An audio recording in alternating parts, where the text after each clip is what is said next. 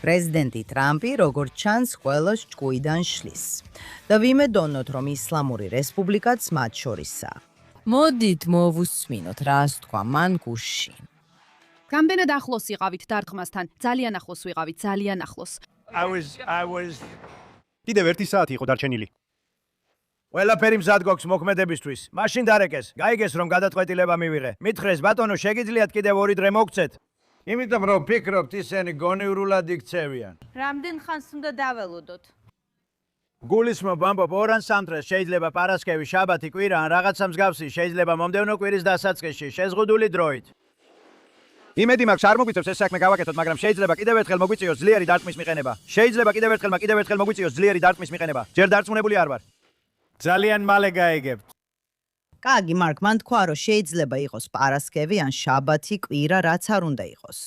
უბრალოდ დავწმუნდეთ, რომ ყველას უთხარით. დღეს არის 4 შაბათი, 20 მაისი. რას ფიქრობ ამ ყველაფერზე, მარკ? ფიქრობ თქვი, რომ ტრამპი ყველას ჭკუიდან შლის, მაგრამ ასევე თქვი და იმედი მოქვს ეს მართალია. სინამდვილეში ვიცი რომ ასია. პირველ რიგში და უპირველესად ის ირანელებს ჭკუიდან შლის. ის აქვეყნებს ამ უცნაურ ვიდეოებს, სადაც ის ოპერაციებს ხელმძღვანელობს, ირანულ გემებს აფეთქებს, სხვა ირანულ სამხედრო ობიექტებს ანადგურებს. ის ამბობს, რომ მთელი ამ დროის განმავლობაში შეთანხმება უნდა. ამბობს, ირანელები სერიოზულები არ არიანო. ისინი კი სერიოზულები არიან. მან ირანელებზე დიდი ფსიქოლოგიური ზეწოლა მოახდინა და ეს კარგია. ასე რომ როგორც თქვენ ამბობთ, თუ დასავლეთში ხალხი დაბნეულია, ირანელებიც არ იციან რა მოხდება და ეს მათზე დიდ ზეწოლას ახდენს. ამ სტრატეგიასთან პარალელურად მან ირანელებზე ეკონომიკური ზეწოლაც მოახდინა, ხო ესეა? არავინ ლაპარაკობს ამაზე, მაგრამ ის ამ მიმდინარე ეკონომიკურ ბლოკადასაც აგრძელებს. ირანის პორტებში ვაჭრობა არ ხორციელდება, რაც ნიშნავს, რომ მათ ნავთობის ექსპორტი არ შეუძლიათ. როგორც ჩანს, მე არ ვარ ინჟინერი, რომელიც ამ საკითხებში ექსპერტია, მაგრამ როგორც ჩანს, თუ მათი ნავთობის ჭაბურღილები ისე მუშავდება, არ ამუშავდება, ისინი იწყებენ დაზიანებას. საჭიროა მათი დახურვა. სხვა სიტყვებით რო ვთქვათ, ირანის რეჟიმი ყოველდღიურად უფრო სერიოზული ეკონომიკური კრიზისის წინაშე დგას. და ეს ნიშნავს, ეკნებათ თუ არა ფული არმიისთვის გადასახდელად. ეკნებათ თუ არა ფული რევოლუციური გვარდიის მხარდასაჭერად. რამდენ ხანს შეძლებენ ასე გაგრძელებას? და ბოლოს არსებობს დაბრუნების მუქარაც. მან თქვა, რომ ძლიერად დაარტყამს მათ. მუდმივი მუქარა, რომ დავბრუნდებით და ირანელებს ძლიერად დავარტყამთ. ეხლა სიმართლე ისაა, რომ ძლიერად დარტყმა შეიძლება სხვადასხვა რამეს ნიშნავდეს. და ის ძალიან ბუნდოვნად საუბრობს იმაზე, რას ნიშნავს ძლიერად დარტყმა. ესეც ზეწოლას ახდენს მათზე. თეორიულად მას შეუძლია ისევ დაიწყოს თეირანის დაბომბვა. შეუძლია ინფრასტრუქტურულ ობიექტებს დაარტყას.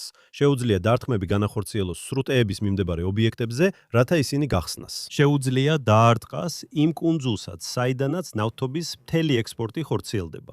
მას უამრავი არჩევანი აქვს და ვფიქრობ, ყველა ბარათი პრეზიდენტ ტრამპის ხელშია. დიახ, ამაში გეთანხმებით, რომ ბარათები მის ხელშია. და სწორედ ამიტომა ბევრისთვის გამაღიზიანებელი, რომ ის ჯერ უზარმაზარ მუქარებს აჟღერებს, შემდეგ კი უკან იხევს და ამბობს, არა, მოლაპარაკებებს შანსს მივცემთ. შემდეგ კი მოლაპარაკებების ჯგუფი ბრუნდება და ამბობს, არა, თეირანი მოლაპარაკებაზე არ თანხდება. საინტერესოა, თქვენ მუდმივად ირანელებს ამბობთ, თუმცა ვიცით, რომ განსხვავებას ვაკეთებთ ირანის ხალხსა და რეჟიმს შორის.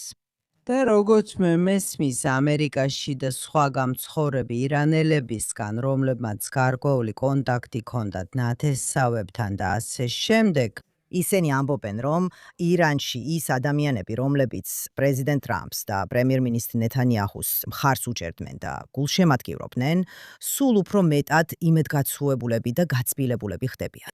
იმიტომ რომ მათ ეგონათ დახმარება გზაში იყო.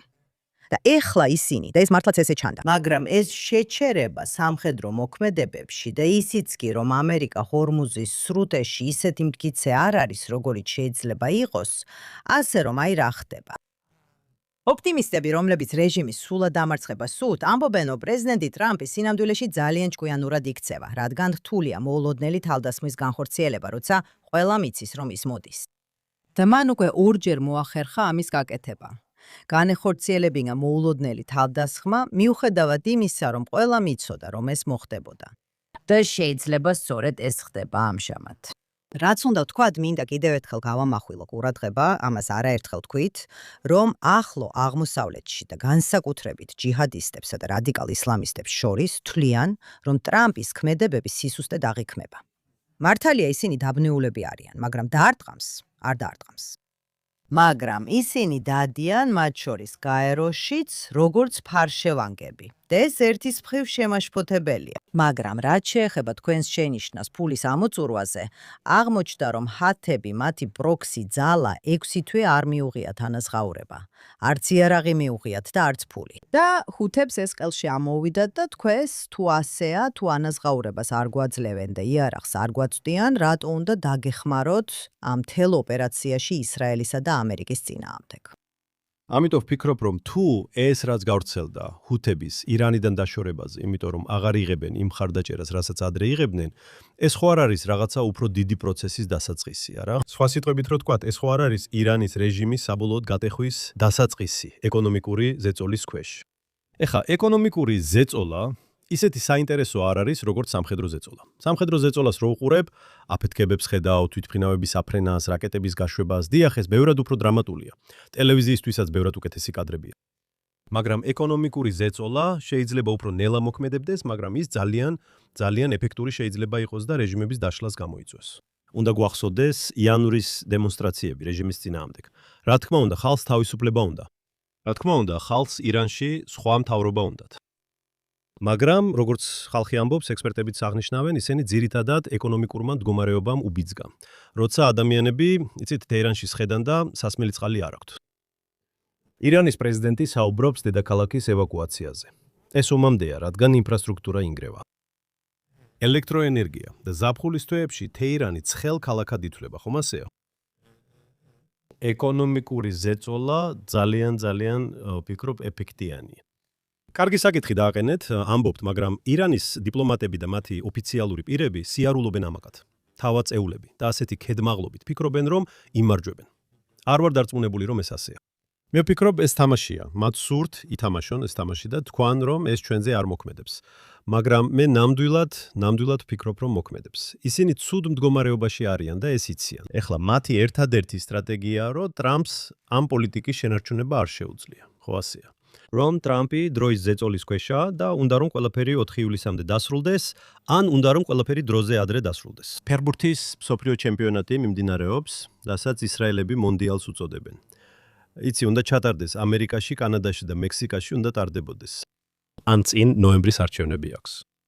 და მე ვფიქრობ, ვფიქრობ, რომ ისინი, ვინც ამბობენ, რომ ტრამპმა სწრაფად უნდა დადოს შეთანხმება, სწრაფად უნდა მოიპოვოს გამარჯვება, ისინი ცდებიან. ვფიქრობ, მას დრო აქვს. პირველ რიგში ნავთობის ფასების საკითხია, ისინი გაიზარდა, მაგრამ დასტაბილურდა დაახლოებით 100 ოდნავ ზემოთ, ხო ასეა. და შეიძლება ფასები დაეცეს, რადგან ამერიკამ ნავთობის მოპოვება გააფართოვა და ნელ-ნელა ნავთობის სხვა ადგილებიდანაც გამოვა. ასე რომ ეს ყველაფერი, როცა ხალხი ამბობს, რომ ნავთობი შეიძლება $200-მდე ავიდეს ბარელზე, კი, ეს არ მოხდება. ეს არ მოხდება. მეორეც ტრამპი გუშინ მგონი იყო გამოკითხვა New York Times-ში, არ უნდა ვკითხულობდე New York Times, მაგრამ ზოგჯერ საჭიროა კი. მათ თქვეს, რომ რესპუბლიკელი ამომრჩევლების 70% მხარს უჭერს იმას, რასაც პრეზიდენტი აკეთებს ირანთან დაკავშირებით. ასეა. ეს მისი ბაზის 70%-ია. იცი, ეს ძალიან პოპულარულია მის ამომრჩევლებში. და ეს სინამდვილეში საინტერესოა. ამ არჩევნებში ყველა ამბობს, რომ ნოემბრამდე უნდა მოაგვაროს ეს საკითხი.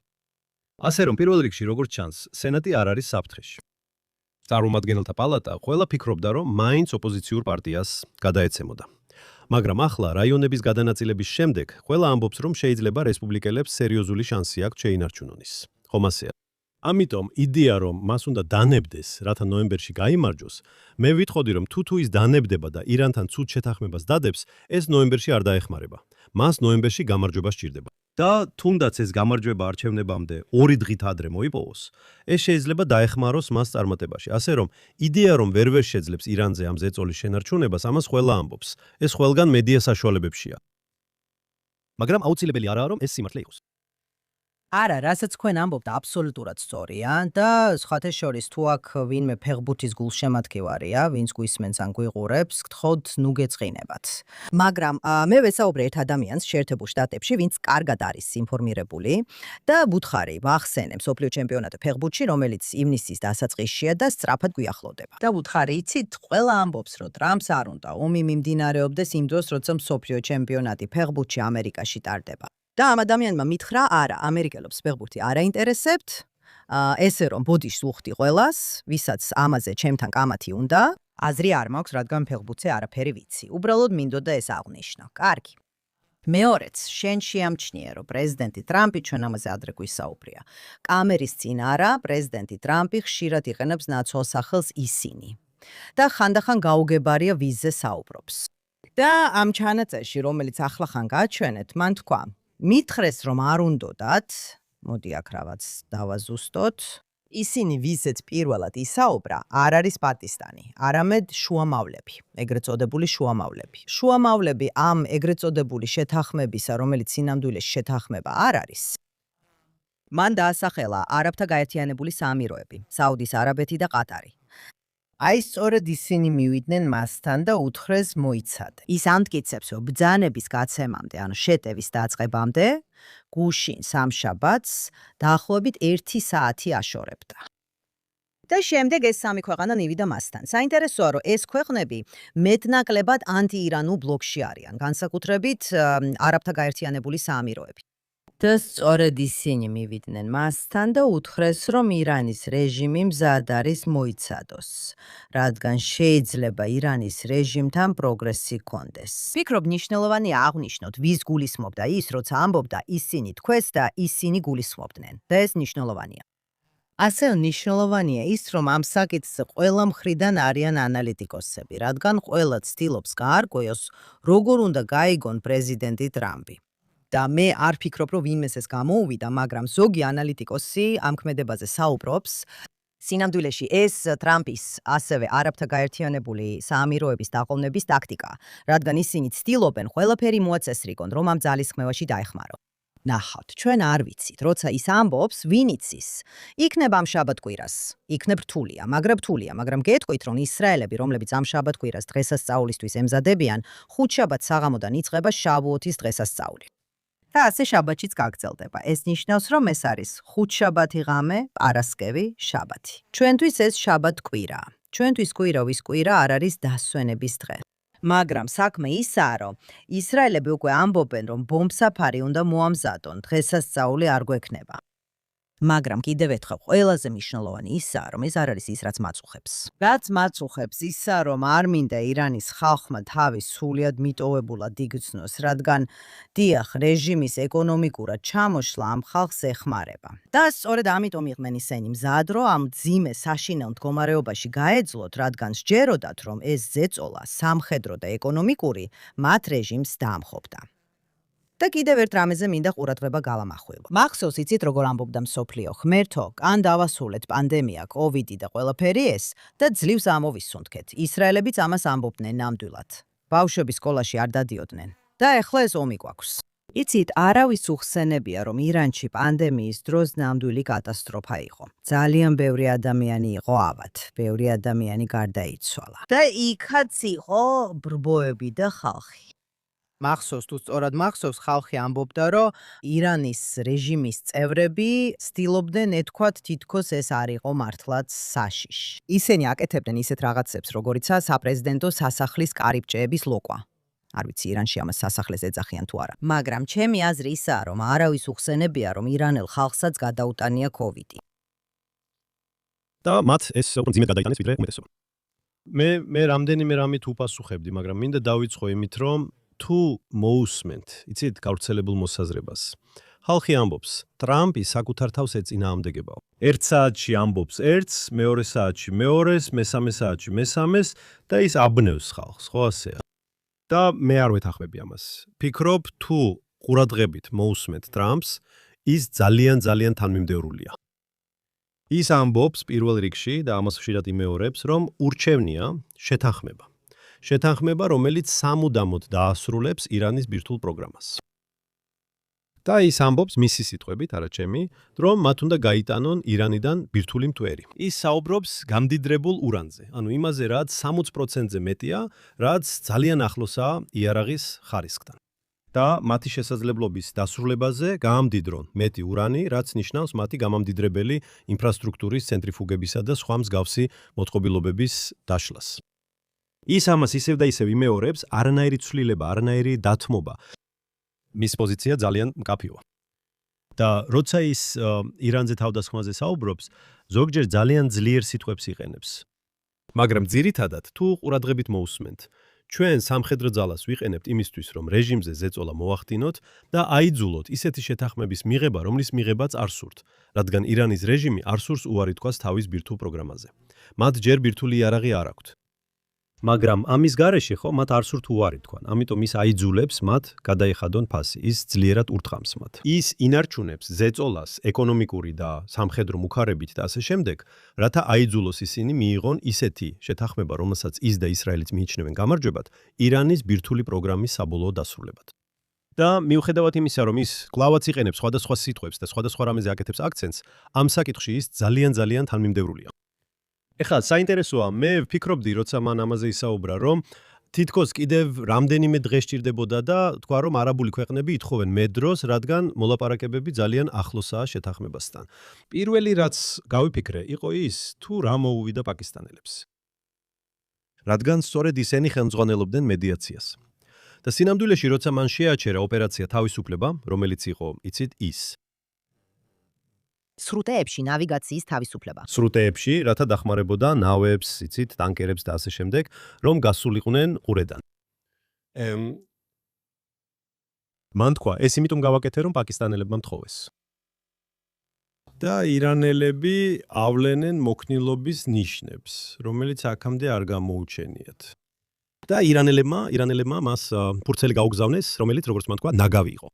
და საკმაოდ შესაძლებელია, რომ პაკისტანის წონა თეთრ სახლში შემცირდა, რადგან მათ შეიძლება ირანელებს გაუგზავნეს შეტყობინება, რომ კომპრომისზე წასვლას აპირებენ. და მოულოდნელად ისინი აგზავნიან ფურცელს, რომელიც სრულიად საპირისპიროა.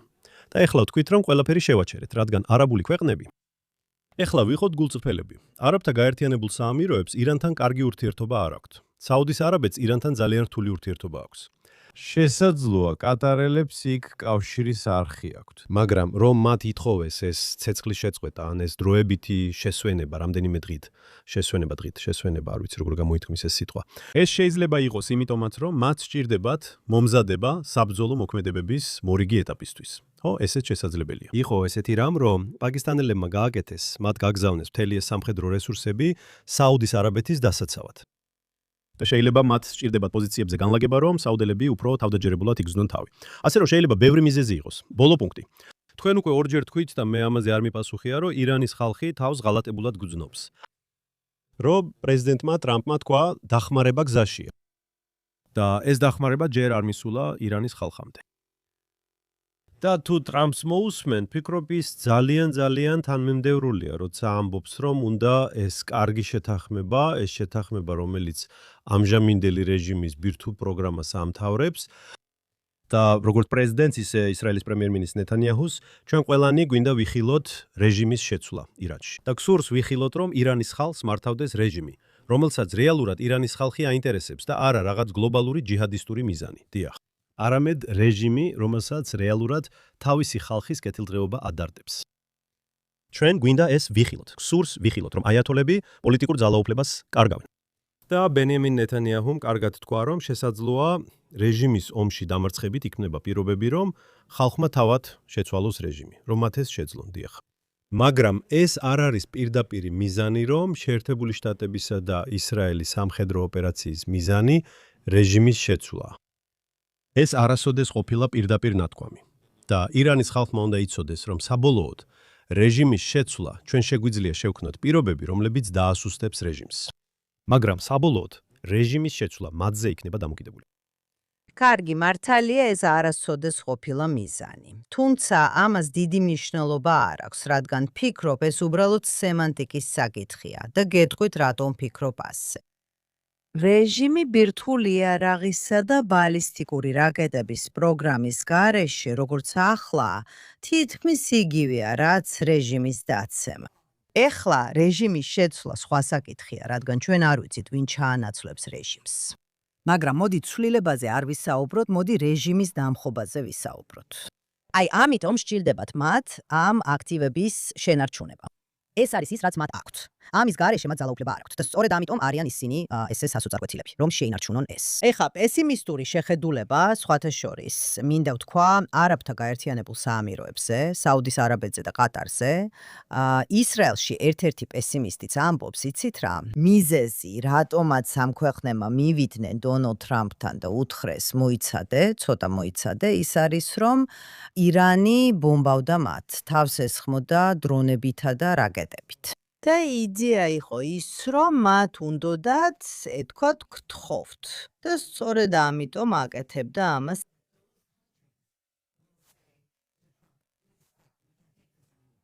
ან ისინი ამბობენ შეჩერდით, ჩვენ უნდა მოემზადოთ, რომ სამხედრო ოპერაციაში დაგეხმაროთ, ან ამის ნებართვა მოგცეთ, ან კი ამბობენ, გთხოვთ შეჩერდით, რადგან დანებება გვინდა, ჩვენ გვინდა დავნებდეთ. ჩვენ აღარ გვინდა, რომ ჩვენი ობიექტები, რაკეტები დაიბომბოს.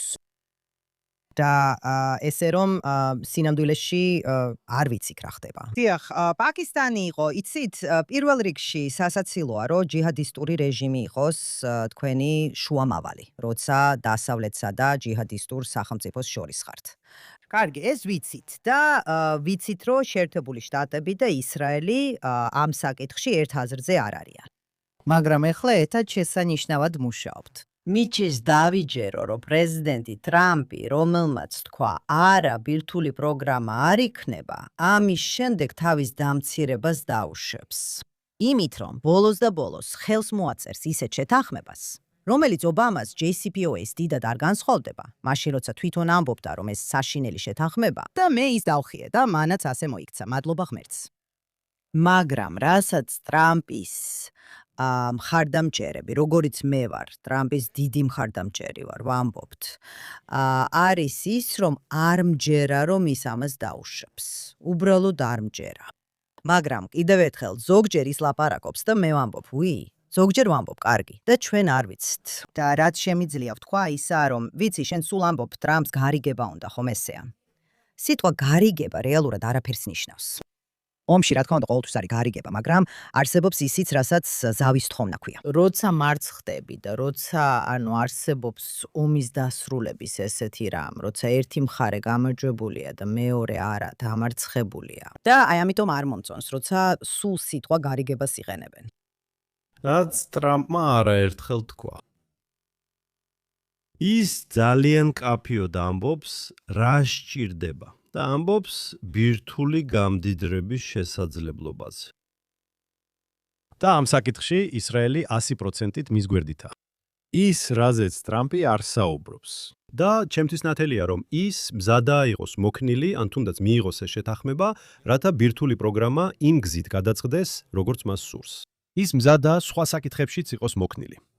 როდესაც ნეთანიაჰუმ 2 კვირის წინ ინტერვიუ მისცა გადაცემა 60 წუთი, CBS-ის საინფორმაციო პროგრამა 60 წუთი, მან ბირთვულ პროგრამაზე ისაუბრა. მაგრამ მან ასევე ისაუბრა ბალისტიკურ სარაკეტო პროგრამაზე, რომელიც საფრთხეს უქმნის ისრაელს და ირანის არაბ მეზობლებს. და მან ისაუბრა პროქსებზე, იცი, ირანის მხარდაჭერაზე, ჰეზბოლასა და ჰამასისთვის და ამაზე. და ტრამპი ამაზე არ საუბრობს. ტრამპი მთლიანად ბირთვულ საკითხზეა კონცენტრირებული, რაც ისრაელისთვის ყველაზე მნიშვნელოვანი თემა. მაგრამ ისრაელს სხვა საკითხებიც აქვს. ასე რომ თუ ტრამპი მიიღებს იმ შეთანხმებას, რაც მას სურს, ბირთვულ საკითხზე, თუ არც ეს შესაძლებელია თუ არა, შეიძლება მეტი ბრძოლა დასჭირდეს, მაგრამ მისი მიზანი ბირთვულ საკითხზე შეთანხმების მიღწევაა. თუ ასე მოიქცევა, ჩემთვის ნათელია, რომ ის მზად არის სხვა საკითხებზე კომპრომისზე წავიდეს და მათთვის მაღალი პრიორიტეტი არ მიანიჭოს. შეიძლება იყოს, იცით, ისეთი ფორმულირებები, რომლებსაც, იცით, რეალურად მნიშვნელობა არ ექნება ამ საკითხებზე. და საჭირო იქნება რაღაც სახის ირანელებისთვის სანქციების შემსუბუქება. ამას ისინი მოითხოვენ ბირთვულ პროგრამაზე სერიოზული დათმობის სანაცვლოდ. და აქ უნდა გითხრათ, როგორც ისრაელს მინდა ყველაფერი მოგვარდეს, დიახ. მაგრამ როგორც ამაზე უკვე ვთქვი, არავის სჭირდება ჩემთან შეთანხმება, მაგრამ როგორც ადრე ჩვენ საუბარში ვთქვი, არასოდეს დაუშვათ, რომ სრულყოფილებამ კარგს ხელი შეუშალოს. თუ შეგვიძლია ირანის ბირთვული პროგრამის ერთხელ და სამუდამოდ დასრულება და სხვა საკითხები კიდევ დარჩება გადასაწყვეტი, კარგი, მათაც მოგვიანებით მივხედავთ. ბირთვული პროგრამის დასრულება, ჩემი აზრით, არის და რჩება ყველაზე მნიშვნელოვანი საკითხად. კიდევ ერთი საკითხი. პაკისტანი ახლა აგზავნის ამ სამხედრო რესურსებს საუდელების დასახმარებლად. ირანელებს ეს არ მოეწონებათ. ვისგან იცავენ საუდის არაბეთს? შეერთებული შტატებისგან? არა. ისრაელისგან? არა. ისინი საუდის არაბეთს ირანისგან იცავენ. და ეს ნიშნავს, რომ ესეთ პირობებში პაკისტანელები კვლავ შეძლებენ შუამავლობის გაგრძელებას. დაუშვებენ ირანელები იმას, რომ ვიღაცა სამხედრო რესურსებს საუდის არაბეთში გზავნის, რათა საუდის არაბეთი მათი აგრესიული თავდასხმებისგან დაიცვას. დიახ. საინტერესო მოვლენები ხდება. აბსოლუტურად, მაგრამ ხუმრობა ისაა, რომ ხედავთ ამბობ, თუ დაუშვებს ირანი პაკისტანს შუამავლობის გაგრძელებას, თუ ის რეალურად საუდის არაბეთის მხარეს დგას და მათ იარაღით ამარაგებს. და ირონიულად მინდა ეს დასავლეთსაც თქვა, რატომ უნდა დაუშვას შეერთებულმა შტატებმა პაკისტანი, რომელიც ჯიჰადისტებთანაა დაკავშირებული და მთლიანად ანტიდასავლურია. რატომ უნდა მისცენ მათ? რატომ უნდა მისცეს ეს დასავლეთმა პაკისტანს შუამავლის როლი? ასე რომ დიახ, უამრავი რამ ხდება და ჩვენ არ ვიცით. და ამის ნაწილი, იცით, ზოგჯერ უკავშირდება უცოდინრობას ახლო აღმოსავლეთის ნამდვილი არსისა და მენტალიტეტის შესახებ. ზოგჯერ ყველაფერი სწორედ ამას ეღწნობა, მაგრამ კარგი, ჩვენ ათწლეულები ასე ვცხოვრობთ. მოусმინეთ 1969 წელს, როცა სტუდენტებმა, როგორც უწოდებენ, აიღეს კონტროლი და 52 ამერიკელი დიპლომატი მძევლად აიყვანეს თეირანში, აშშგ-ის საელჩოში. და პრეზიდენტი კარტერი სახლში იჯდა და თქვა, არაფრის გაკეთება შეგიძლია, როცა შენი ხალხი მძევლად ყავთ აყვანილი. ეს ერთი საკითხია. შემდეგ კი ცენტრალური სადაზვერო სააგენტოს დირექტორმა თქვა, არავინ იცოდა რომ ეს ხდებოდა. იცით, ჩვენ საუბრობთ 7 ოქტომბერზე გვიგვერს, მაგრამ ნება მომეცით რაღაც გითხრათ. იქ იყვნენ ადამიანები, ყველა ვინც ცენტრალურ სადაზვერო სააგენტოში მუშაობდა, იცით, ჩვენ გვიყვარს თქვათ მოსადი და ცენტრალური სადაზვერო სააგენტო თითქოს ყოვლის შემძლეები არიან. არავინ ლაპარაკობდა ფარსულად, არავინ იცოდა რა ხდებოდა. და რასაც ვცდილობ თქვა არის ის, რომ დასავლეთი ხშირად აღმოჩნდება, იცით, თითქოს მოუმზადებელი ბოროტების წინაშე. იმიტომ რომ იცით რა, ჩვენ არ ვარაუდობთ, რომ ადამიანებს უბრალოდ ბოროტი მოტივები აქვთ ალბათ ეს არის პასუხი. მაგრამ როგორც არ უნდა იყოს, ჩემი აზრი ისაა, რომ თუ ტრამპი მართლაც გააფორმებს რაიმე ტიპის შეთანხმებას, ეხლა კიდევ ერთხელ, თუ ბირთვული იარაღი აღარ იქნება, მაშინ უფრო მეტი შანსია, რომ რეჟიმი დაეცეს. თუ რეჟიმი დაეცემა და უკეთეს ხელში გადავა, მაშინ ნაკლებად მოგვიწევს პროქსებზე ფიქრი. თავარი საკითხი მენტალიტეტია, ვინ მართავს ამას. იმიტომ რომ ეს პროქსები სწორედ რეჟიმის და ამ ყველაფრის გამო არსებობს. ამიტომ, მაგრამ ერთ რამეს ვიტყვი. დონალდ ტრამპის თუ მდგომარეობაშია, შეიძლება არათავისი ერთგული მხარდამჭერების თვალში, მაგრამ მაინც რთულ მდგომარეობაშია. რადგან ზოგიერთი ადამიანი, მათ შორის მისი საკუთარი ვიცე-პრეზიდენტიც არ სურდათ ეს ომი. პირველ რიგში თუ ის ვერ მიაღწევს აშკარა ნათელ გამარჯვებას და ხელს მოაწერს შეთანხმებას, რომელიც ობამას შეთანხმებას გავს, მაშინ ის დაკარგავს ყველა იმ ადამიანის მხარდაჭერას, ვინც ამ ომს უჭერს მხარს. ამიტომ ის დარჩება, ესე ვთქვათ, ორივე მხრიდან პრობლემის წინაშე. ეხლა ეს კიდევ ერთი დამატებითი მიზეზია, რატომაც ის ლოგიკურად რო ვთქვათ, არ დათანხმდება ცუდ შეთანხმებას. ის არ დათანხმდება ისეთ რამეს, როგორც იყო ობამას შეთანხმება. მას უნდა დაჟინებით მოითხოვოს ისეთი რამ, რაც ერთხელ და სამუდამოდ დაასრულებს მათ ბირთვულ პროგრამას. როცა ჩვენ გადაცემის დასასრულს უახლოვდებით. და როგორც ჩვენს მაყურებლებსა და მსმენელებს დავპირდით, ყოველთვის დავუთმობთ 3-დან 4 წუთს ისრაელის პოლიტიკას. და არის ეს მოახლოებული არჩევნების საკითხი. ჯერ თარიღი არ გვაქვს. ეს იქნება სექტემბერში ან ოქტომბერში. შეიძლება მომავალ კვირას უკვე კონდეს თარიღი. მაგრამ ამ ეტაპზე მხოლოდ ის ვიცით, რომ ისრაელში არჩევნები მალე გაიმართება 3-დან 4 თვეში, საბოლოო თარიღის მიხედვით. და ეს ისეთი საკითხია, რომელიც ბევრ დასავლურ დემოკრატიაში არ არსებობს. და ჩვენ ეს მანქანაში განვიხილეთ, როცა დღეს ჩვენს პოდკასტზე მოდიოდით. ბევრმა ადამიანმა ეს არ იცის, მაგრამ ისრაელი ერთ-ერთია იმ რამდენიმე დასავლურ დემოკრატიას შორის, სადაც მოქალაქეებს, რომლებიც საზღვარგარეთ არიან, ხმის მიცემა არ შეუძლიათ. ჩვენ არ გვაქვს დაუსწრებლად ხმის მიცემა. სხვა სიტყვებით რო ვთქვათ, ისრაელში საკმარისი არ არის, რომ უბრალოდ იყო ისრაელის მოქალაქე, არამედ უნდა იყო ისრაელის მოქალაქე, რომელიც ცხოვრობს ისრაელში. ან ბოდიში, ან ვინც აქ ჩამოდის. ვინც ჩამოდის არის რობერტი. უნდა იყო ფიზიკურად აქ. შეგიძლია სხვაგან ცხოვრობდნენ. თავარია, არჩევნების დღეს აქ ჩამოფრინდე და ხმა მისცე. უნდა იყო ფიზიკურად აქ, ან პოსტით გაგზავნო ბიულეტენი. უნდა იყო ფიზიკურად ისრაელში. სწორია. და შენ მიხვებოდი რაღაცა მცდელობაზე, რომელსაც ანტი ნეთანიაჰუს ჯგუფები ახორციელებენ. რა ამბობდი? კარგი, ვიცი, აქ ყველაფერი ძალიან დამაბნეველია, რადგან საკითხი ისაა, მთავარი დაყოფა ანტი-ნეთანიაჰუსა და პრო-ნეთანიაჰუს ბლოკებს შორის არის თუ არა, მაგრამ ზოგი ამას მარცხენად და მარჯვნად მოიხსენიებს. თუმცა ეს ბევრად უფრო ნიუანსურია. მაგრამ საპროტესტო მოძრაობა, ის ადამიანები, რომლებიც ქუჩაში გამოვიდნენ 7 ოქტომბრამდე იმ თვეებში, რაც 7 ოქტომბერს უძღოდა წინ, ეს დაკავშირებული იყო მთავრობასთან, ნეთანიაჰუს მთავრობის ცდელობასთან რეფორმა გაეტარებინა სასამართლო სისტემაში. ხალხი ქუჩაში გამოდიოდა, მას ფაშისტს ეძახდა, ცდილობდა მთავრობის დამხობას და ამბობდა, რომ ეს დემოკრატია არ არის და ასე შემდეგ. ის ადამიანები უხვად ფინანსდებოდნენ არასამთავრობო ორგანიზაციების მიერ და ასე შემდეგ. ეხლა იმ მოძრაობის ბევრი ლიდერი უკვე გადაწყვიტა, რომ მათ უნდა უზრუნველყონ, რომ ნეთანიაჰუმ შემდეგი მთავრობა არ ჩამოაყალიბოს. ისენი სურთ, რაც შეიძლება მეტი მემარცხენე ისრაელელი ან ანტი-ნეთანიაჰუ ისრაელელი, ვინც საზღვარგარეთ ცხოვრობს, ერთი კვირით ან არჩევნების დღისთვის სახლში დააბრუნონ, რათა ხმა მისცენ. კარგი.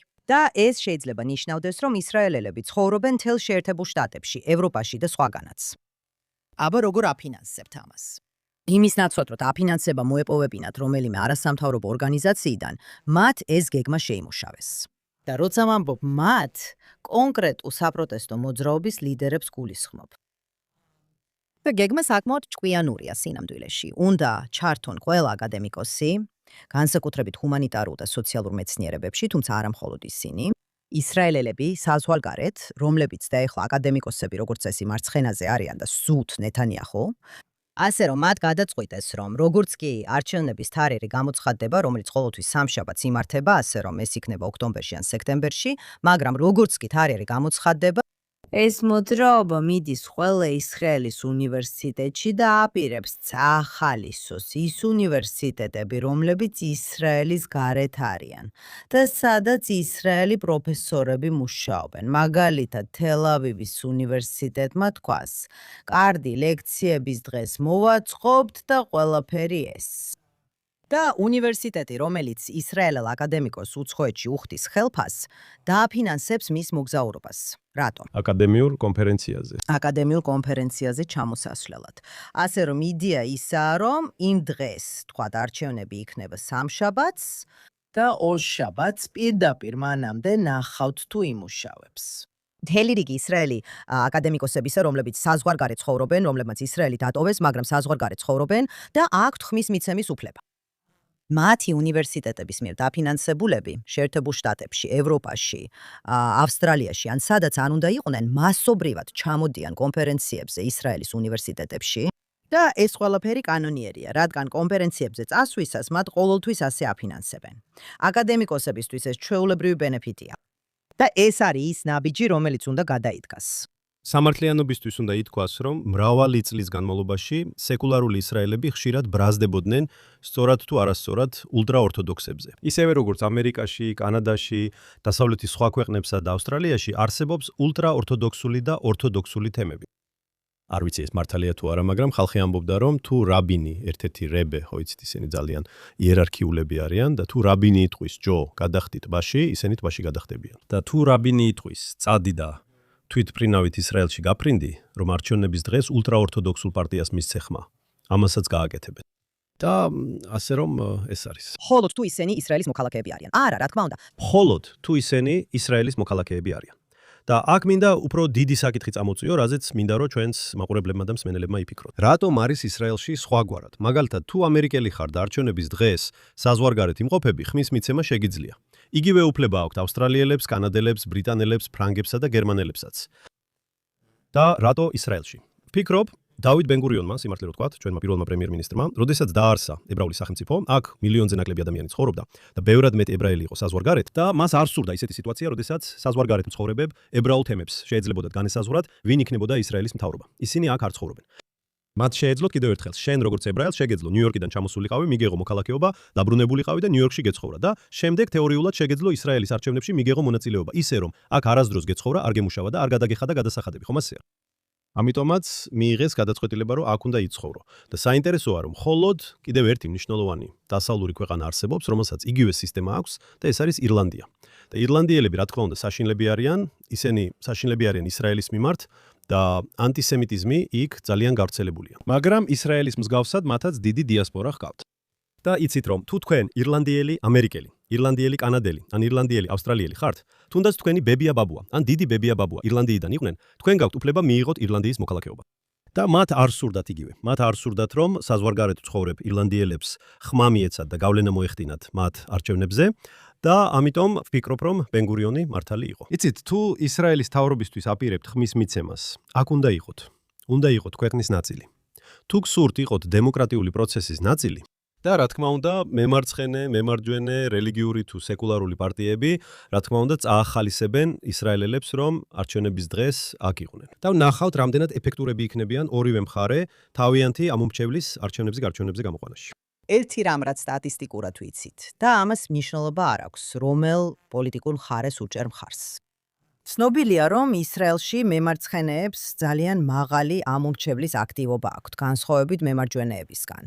მაგალითად, ლიკუდი, მთავარი პარტია, რომელსაც ბენიამინ ნეთანიაჰუ ხელმძღვანელობს, ცნობილია იმით, რომ მისი მხარდამჭერები არჩევნების დღეს მასობრივად არ გამოდიან.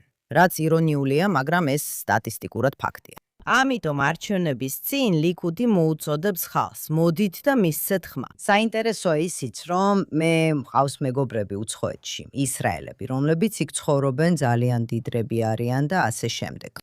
და ისინი მეუბნებიან, ეს უნდა გააკეთო, უნდა გააპროტესტო, უნდა გააკეთო ეს და ის. და მე ვეკითხები, მოდი ხართ თქვენ? ანუ ისინი მეუბნებიან, უნდა გააკეთო ყველაფერი, რომ ლიკუდმა გაიმარჯოს. და ვეკითხები, არჩევნების დროს ბრუნდებით აქ?